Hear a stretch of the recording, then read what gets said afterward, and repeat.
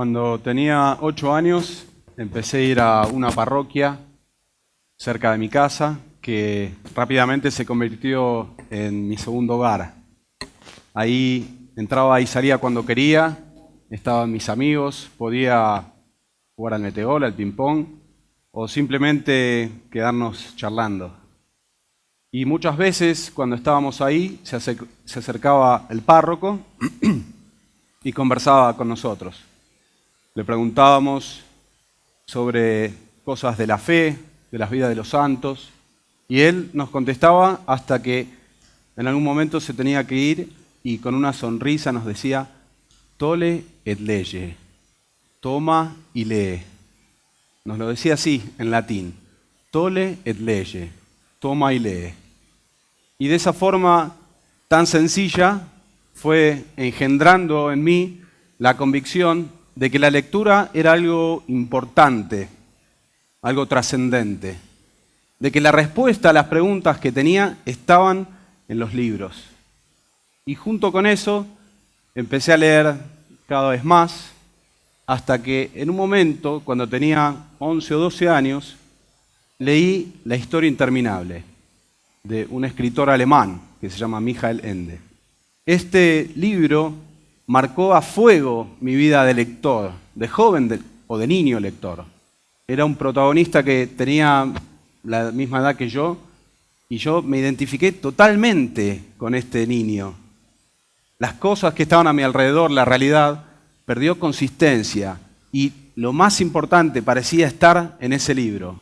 Y quedé tan cautivado con esta lectura que cuando terminé el libro, cuando terminé de leerlo y releerlo, quedé un poco como un hombre que pierde la mujer de su vida. Los otros libros no me parecían dignos de mi atención. Y estuve un poco como pasando por un desierto, con desgano, sin interés por otras lecturas. Y en ese momento volvió a aparecer en mi conciencia como una voz golpeándome mi párroco, mi buen párroco, que me decía: Juan Pablo, tole et lege, toma y lee. Y yo obedecí esa conciencia y tomé otra vez los libros y volví a leer. Y lo hice con mucha alegría. Al poco tiempo amé esos libros, los amé nuevamente y recordé que leer es algo importante, algo trascendente. No como quien trasciende por dejar algo suyo en los demás, sino como quien ve que su alma se transforme por aquello que lee. Y desde ese momento las buenas lecturas me acompañaron a lo largo de toda mi vida. Las buenas lecturas. Hay libros de investigaciones periodísticas, de divulgación científica, de management, negocios, autoayuda, pero no me estoy refiriendo a esos libros. Estoy refiriéndome principalmente a la cumbre a la cual ha llegado el pensamiento del hombre, a lo más alto que ha conquistado el genio humano. Esas son las obras maestras. Esos son los libros que tenemos que leer. ¿Y cuáles son las obras maestras? Podemos dividirlas en libros antiguos y libros nuevos. Los antiguos son más conocidos, son los que llamamos clásicos. Los clásicos son los libros que han resistido el paso de los años, décadas, siglos, y que han tenido la capacidad de hablarle a los hombres de distintas generaciones a través de todo ese tiempo. Pero también están los libros nuevos, escritos por nuestros contemporáneos. En esos libros también hay obras de arte. También hay libros que vale la pena que sean leídos por nosotros. El siglo XX está lleno de grandes escritores. Es más difícil saber cuál leer y cuál no leer. Uno se suele mover un poco por recomendación, pero lo que sirve a algunos, a otros no sirve. Y no podemos esperar que nos den la recomendación exacta que necesitamos en ese mismo momento de nuestra vida. Por eso también al leer tenemos que saber arriesgar. Tenemos que elegir, pero es muy gratificante cuando, habiendo elegido por nosotros mismos un libro, hacemos un descubrimiento que no lo hubiéramos hecho de otra forma, porque nadie nos habría recomendado.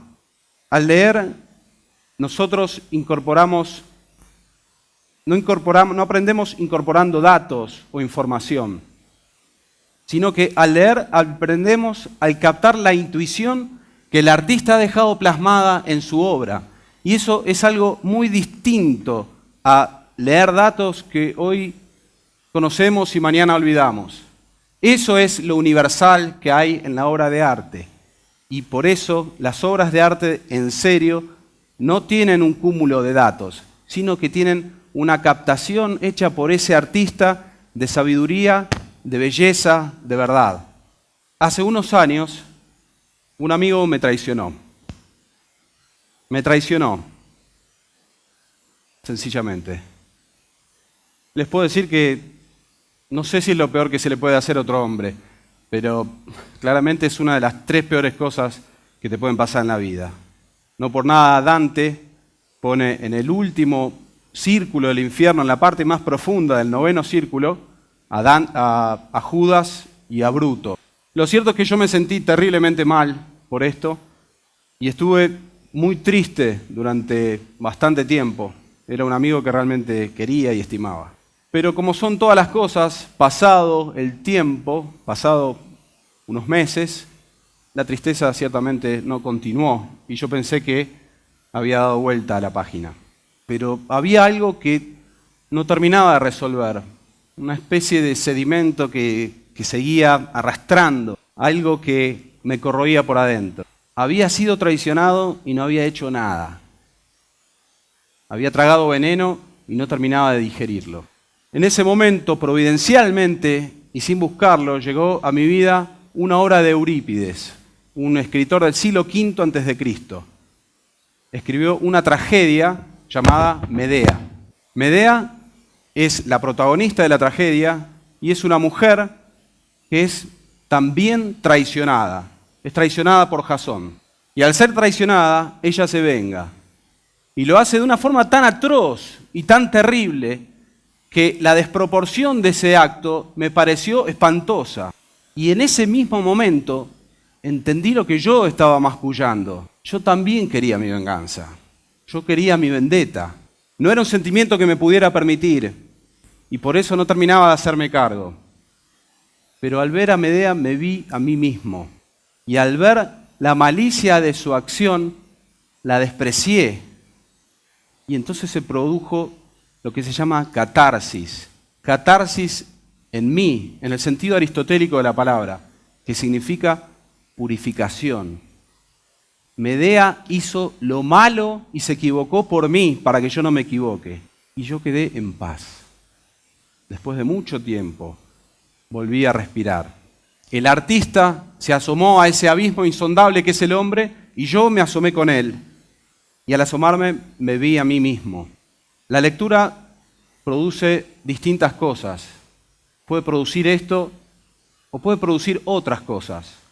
Normalmente la lectura es una alegría sencilla que se nos da en un momento determinado, a la vez que se nos narra una historia, una aventura, una guerra, se nos amplía nuestra concepción del hombre, los motivos universales que mueven a los hombres, las acciones heroicas, el límite de lo humano. Por eso, no hay derecho a no leer, no es opcional, porque no leer implica no ver una parte de la película demasiado importante. Hay demasiada belleza como para mirar a otro lado. Están ahí, en los libros.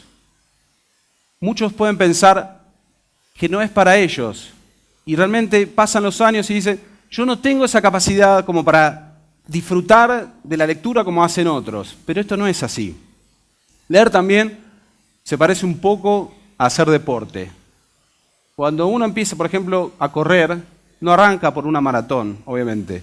Entonces, al leer, también lo que se puede hacer es empezar por libros cortos, géneros más accesibles, el policial, la ciencia ficción, el suspenso. Hay obras maestras, créanme, de todos estos géneros. No es que sean géneros livianos, digamos. Y no es que yo esté tratando de transmitir que solamente hay que leer tragedias. Así también como los que corren se agrupan para estimularse y salir a correr. Entonces cuando uno está desganado, el otro le dice vamos a correr y se estimula por ese lado. También es bueno que los que leen, incluso los que ya tienen el hábito de leer, se agrupen y elijan un libro, al menos entre 2 o 3, y se vayan comentando lo que van leyendo, y así también se ven estimulados a continuar la lectura. Y también es muy enriquecedor comparar las impresiones entre uno y otro. Otro ejemplo que podemos tomar de salir a correr es el del maratonista, que está a la mitad de la carrera y todos ellos suelen decir que todo su cuerpo les dice que abandonen ese momento, que dejen. Pero ellos, sacando fuerzas de donde no hay, dan un paso y dan otro. Y en la lectura también nosotros podemos llevar un momento que decimos que este libro es difícil. Hay libros que son difíciles, no todos. No que lo más grande sea lo más difícil, pero hay libros muy buenos que son difíciles para el lector más avesado. Entonces, ahí también tiene que volver esa convicción de que ese libro me está llevando por un camino escarpado, por una meta, por un camino muy sinuoso, pero que detrás de ese libro hay una meta digna de ser alcanzada. Yo por mi parte prefiero leer en un momento tranquilo. Recuerdo muy bien, por ejemplo, unas vacaciones que alquilamos una casa con unos ventanales que daban a un bosque de lengas en el sur, enormes, y en ese bosque no había nadie, era impresionante. Teníamos un bosque privado enfrente a nuestra casa. Recuerdo muy bien lo feliz que me hacía estar yo leyendo un libro, tomando un café, levantando la vista de vez en cuando para ver ese bosque magnífico. Sin embargo, no es que haya que esperar el momento óptimo de la lectura, el gran momento para empezar a leer. Cualquier momento en que podamos poner nuestra atención en los libros es bueno para leer. Hay gente, yo mismo, que lee en el transporte público, donde sea. No hay que dilatar el momento. Llega la situación en la cual hay que simplemente apagar la tele, dejar cargando el celular lejos y ponerse a leer. Tolle et lege, me decía el párroco. ¿De dónde tomó esa frase? De la vida de San Agustín. San Agustín es un santo de los siglos IV y V que había nacido en una familia cristiana, pero no había sido bautizado por una costumbre que existía en ese momento en el lugar donde él estaba. Y cuando creció, cuando se hizo grande, tampoco se bautizó. Y empezó a llevar una vida licenciosa y siguió doctrinas extrañas. Se mezcló con los maniqueos, no tuvo una buena vida.